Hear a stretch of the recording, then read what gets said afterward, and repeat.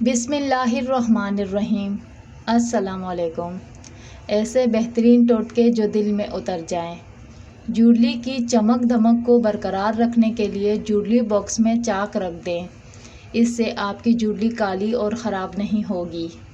کیلا کینسر سے بچاؤ کے لیے بہت مفید ہے۔ اس کا استعمال کینسر کے مریض ضرور کیا کریں۔ جن لوگوں کو شوگر کا مسئلہ ہو وہ صبح کے وقت کیلونجی کے 7 دانے کھا لیا کریں۔ کیلونجی میں شفا ہے۔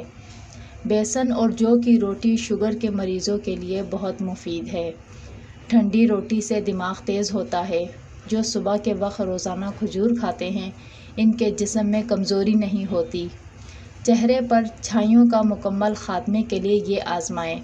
بادام پیس لیں، اس میں ہلدی، دودھ اور لیموں کا رس، بیسن ملا لیں، اس کا مکسچر بنا لیں، اس کو چہرے پر لگائیں۔